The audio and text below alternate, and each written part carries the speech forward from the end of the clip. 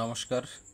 নামজারির সহজ প্রক্রিয়া সেটা কি? নামজারির সহজ প্রক্রিয়াটা হচ্ছে আপনি যে দলিলটি আপনি নামজারি করবেন এই দলিলের সাথে সংযুক্ত যে কাগজ আছে, অর্থাৎ আপনার যে ওই দলিলের যে পর্চা আছে, যে খতিয়ান আছে বা যে সৃজিত খতিয়ান আছে বা দাখিলার যে কপিটা আছে, এই কপিগুলো নিয়ে আপনি আপনার যে এসিল্যান্ড অফিস আছে সেই এসিল্যান্ড অফিসের সামনে দেখবেন কম্পিউটার সেন্টারে যারা অনলাইনে কাজ করে তাদের কাছে আপনি যাবেন। এই প্রপার ডকুমেন্টসগুলো দিয়ে আপনি একটা আবেদন করবেন। সাথে আপনার রেজিস্ট্রেশনকৃত একটি মোবাইল নাম্বার সাথে রাখতে হবে, পাসপোর্ট সাইজের এক কপি ছবি। এগুলো দিয়ে আপনি একটা আবেদন করবেন।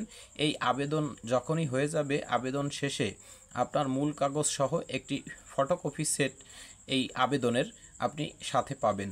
এই যে ফটোকপি সেট আবেদনের কপিটি, এই আবেদনের কপিটি আপনি আপনার সংগ্রহে রাখবেন এবং অনলাইনের মাধ্যমে ওই যে আবেদনটি আপনি করলেন এটা এসিল্যান্ড স্যারের আইডিতে চলে যাবে এবং এসিল্যান্ড স্যার ওই আবেদনটি পেয়ে আপনার ইউনিয়নের যে ভূমি কর্মকর্তা আছে, অর্থাৎ নায়েব সাহেব, একই ব্যক্তি, তার কাছে আইডিতে যাবে। তার আইডিতে যাওয়ার পরই আপনার সে একটি প্রতিবেদন নায়েব সাহেব দিবে।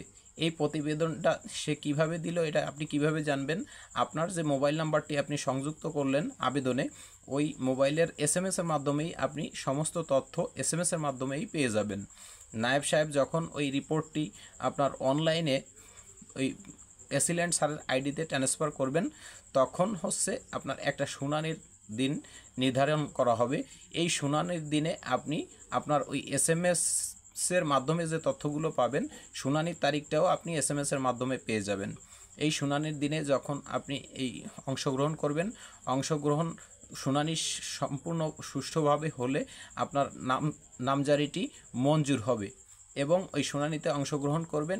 সবশেষ হচ্ছে আপনি এই নামজারির যে ডিসিআর কপি বা একটা খতিয়ান, এই দুইটা জিনিস আপনি পাবেন। এই দুইটা জিনিস হাতে নেওয়ার পরে আপনি এটা পুনরায় আর একটা ফটোকপি নিয়ে এই নামজারি কপিটির আপনি ইউনিয়ন ভূমি কর্মকর্তার নিকটে যাবেন। সেখানে গিয়ে আপনি ওই কপি দিয়ে একটি সৃজিত খতিয়ান খুলবেন এবং এই সৃজিত খতিয়ান খোলার মাধ্যমে আপনার নামে হালসন পর্যন্ত খাজনা দিবেন। হালসন পর্যন্ত খাজনা দিলে আপনি আপনার কাজ নামজারিটা শেষ হয়ে গেল। এক্ষেত্রে একটা কথা বলতেই হয়, সে বিষয়টা হলো এই যে ডিসিআর কপিটা আপনি পাবেন, এই ডিসিআর কপিটা পাওয়ার ক্ষেত্রে আপনার 1100 টাকা দিতে হবে। সরকারি যে খরচ 1100 টাকা, এর থেকে 1 টাকাও বেশি আপনি দেবেন না। এটাই হচ্ছে আপনার লিগ্যাল খরচ। আর আবেদনটা যখন করবেন তখন সর্বোচ্চ 500 টাকা আপনার খরচ হতে পারে। 11 আর 5 1600 টাকা হচ্ছে সর্বসাকুল্যে আপনার খরচ। এর বাইরে টোটালি আর কোনো খরচ নেই। এটাই হলো নামজারি করার সহজ পদ্ধতি।